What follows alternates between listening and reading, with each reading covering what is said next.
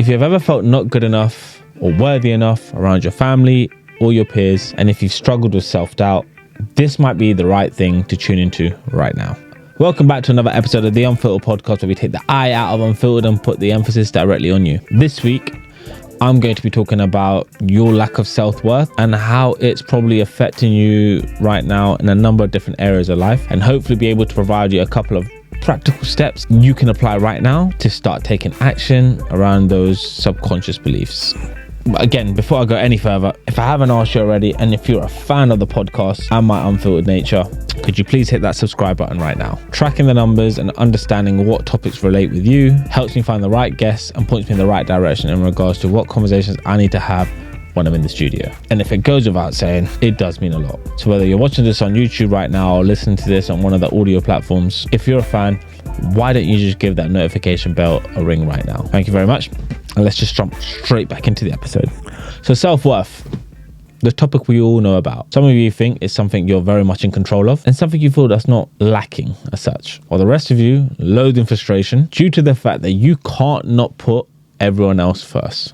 You're a people pleaser. It's ingrained within you. Everyone else ranks above you, and essentially you just downplay your values and everything else you bring to the table. So when I say you lack self-worth, I'm basically trying to highlight right now that you have a limiting belief. Now, a limiting belief is that false narrative that you have got ingrained up in here.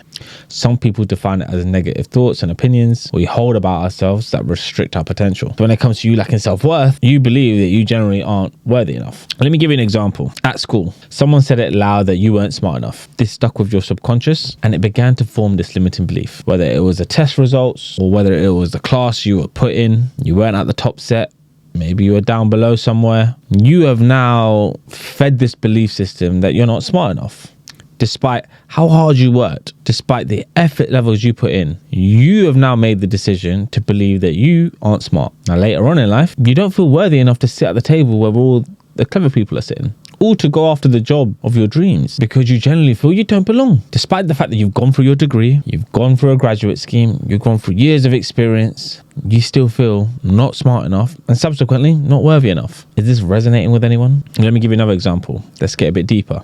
Growing up, you didn't feel loved by a parent. Mum, dad, you know which one stands out to you. Maybe they gave more love to your siblings. Maybe they were just preoccupied with their lives or their careers, financial struggles or frustrations or whatever it is that was going on at the time. Maybe they left. For some reason, you've attached yourself to this belief now that they didn't love you, or they didn't love you the way you felt you should have been loved. The belief system that is now created is that you're not lovable. Fast forward a few years, you might begin to realize you struggle in relationships. You get attached too quickly and you don't want to let go of toxic situations. Or maybe it's the reverse and you struggle to hold down relationships because obtaining your partner's love is something you just can't believe.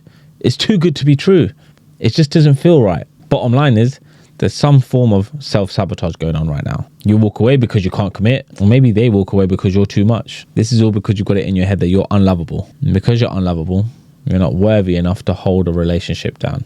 Does this ring any bells? So naturally, the impact of holding on to these limiting beliefs can be quite detrimental in regards to being fulfilled and being happy in your life. I can't lie. If you've heard me ramble on the pod, I've been there too, and it sucks. But the silver lining is that there is a way that you can shift your mind. It will take work, possibly won't just be a walk in the park and be somewhat of an easy transition, because it's purely depending on how unworthy you truly feel and where it all comes from. However, there are techniques and there are forms and methods that you can start using and applying right now to start that process. And that's what I'm going to do right now. I'm going to give you some practical steps on how you can kickstart this journey if you are feeling unworthy right now, or if you feel that,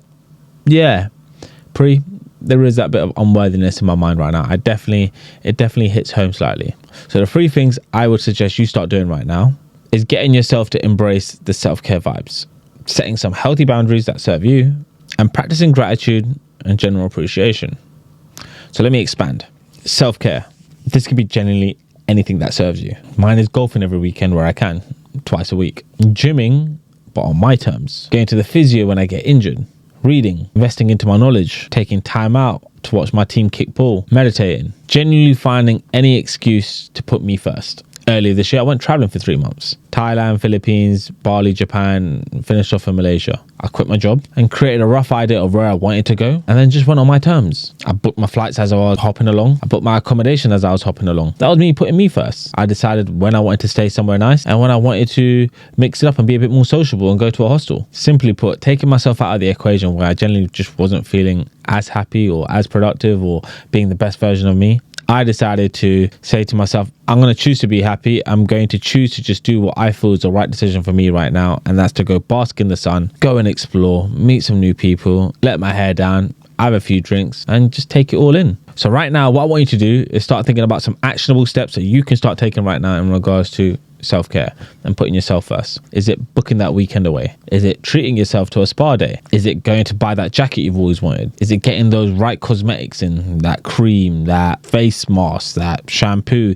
the stuff you know is going to make you feel really good? Is it treating yourself out to that dinner that you've always craved, never really had anyone to go with, but you know what? You really want it. Is it just booking that in and going? It genuinely isn't difficult to start doing things specifically just for you. And when you start putting yourself first, you start to realize that you are in a better mindset to then do things for others if you are that people pleaser. The next thing I said is that I want you to start setting boundaries. Going back to people pleasing, you've probably said yes to everyone. You rank everyone else above you, but now I want you to start thinking about setting some boundaries where you agree to take part in activities and they're specifically on your terms. It could be at work, it could be in your relationships, it could be with your family, your friends, your peers. It could be in regards to where you live. You have the ability to be brave and put yourself first right now to ensure the things that you want are being met. Now, I'm not trying to get everyone just to quit their jobs, create arguments at home, stamp your authority, or cutting ties with family members. It could be simply you just consciously telling yourself, you're not going to tolerate these kind of conversations. You're not going to tolerate the feeling of being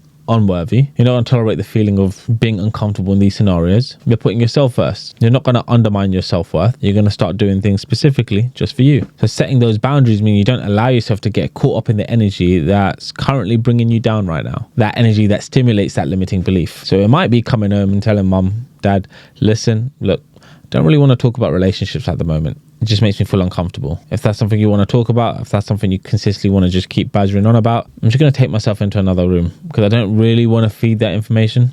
I don't really want to talk about work. It's very, very difficult me understanding the things that are going on in that environment and then to have it at home, that's a boundary being set. And finally, the last practical step I could say you could start taking right now would be practicing gratitude and general appreciation. So something small and something that I do every day is 5 things I'm grateful for. Very simple.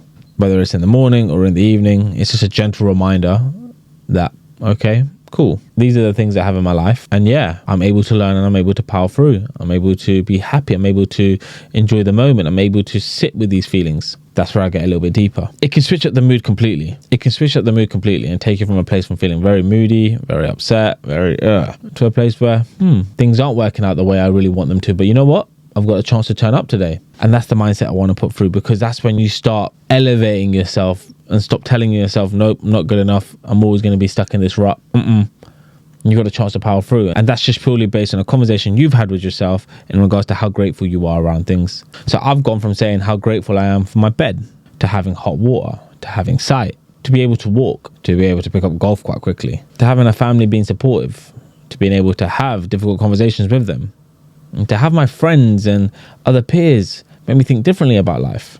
Those are just a few examples for you to sit with. I've also been grateful for tough times, as I mentioned. Difficult, uncomfortable experiences aren't the most ideal, but I've sat with gratitude in those moments.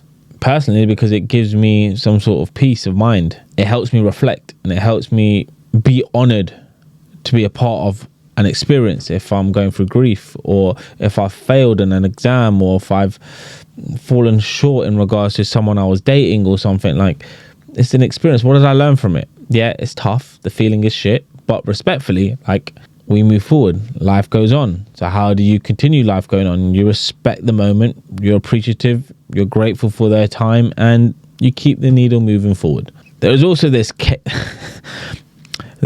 case of appreciating how far you've come. A lot of people struggle with this, and I can't echo enough the emphasis of genuine reflections. If you can look at where you are at this point in the year right now versus where you are at this point last year, things have happened. Whether you have grown, whether you have evolved, whether you've picked up new weights in the gym, whether you've picked up a new hobby, whether your relationship status has changed, whether you're more in control of your emotions, whether you're happier, whether things have gone sour but you've picked yourself back up. These are things you can look back and generally be appreciative towards of how far you've come. So many people don't do that. If you've generally had growth, like understanding that, really understanding how far you've come from being a dick to being actually a nicer person right now, that's a pat on the back. That's a reminder that you are deserving of being in this circle right now. You are worthy enough to be here, Pri. You are good. You're smashing it. Well done. Like that kind of reinforcement towards yourself can make the biggest difference. Hence why, like, I always try and get my clients right now to go back and reflect on how far they've come. Now, the question you're all going to ask is, how's this going to help me with limiting beliefs, right? So if I look at relationships as an example, every relationship I've been through from high school all the way to where I am right now, it reminds me of the kind of person I was when I first started relationships and dating, to the kind of person I want to be, the kind of relationship I want in my life, the kind of person I want to be with, what my likes and dislikes are. And with that reflection, with that general appreciation, I'm able to sit back and think, I'm finding a way of doing what's right for me and finding someone that's right for me. That's powerful. With every failure I've overcome, it's taught me how not to give up, how to find a way of powering through, and when things don't work out, what you could be doing differently to make sure you excel, you succeed, the results go in your favor. It's taught me a lot about when something isn't working, you've got to mix it up. So if I'm failing an exam, what can I do differently? Extra tuition. If that didn't work, go get some more. Go study harder. Go work a little bit longer. And it goes with everything, right? And with all of that, on the back end of it, it reminds me that I am good enough and I'm going to find my own way. That's something you're teaching yourself, and hence why I say it's a practical step you can definitely apply right now. But to be perfectly honest with you, in my personal opinion, real work comes from challenging yourself and replacing those limiting beliefs. Like, I want you to get a pen and paper out right now and ask yourself the question, am I really unworthy? And just sit with it. Am I really not smart? Sit with that. Am I really not good enough? Sit with that. See what unfolds. But the truth is, who really sits down and grabs a pen and paper out and asks themselves these questions? No one, unless someone tells you to. If I said start to visualize a life right now where you felt completely good enough, completely worthy enough, you flip the script on those belief systems that you've got up here, what would you turn around and say? Again, this is something that possibly won't come into your mind right now until someone guides you and someone pushes you to start thinking that far into the future, to start exploring what's really possible if you shift up here. So maybe it's time you seek support. Maybe you get that support from a coach, a mentor, therapist, or getting some form of therapy, where in all of this, you are now consciously putting yourself first. Don't get me wrong, it's not easy to rewire the mind, but believe me when I say it's possible. My limiting beliefs were rooted from self-worth, and that all got discovered through the coaching program I was on. I was fortunate enough to go through NLP, and when it came up, the penny dropped. I was able to start putting the dots together.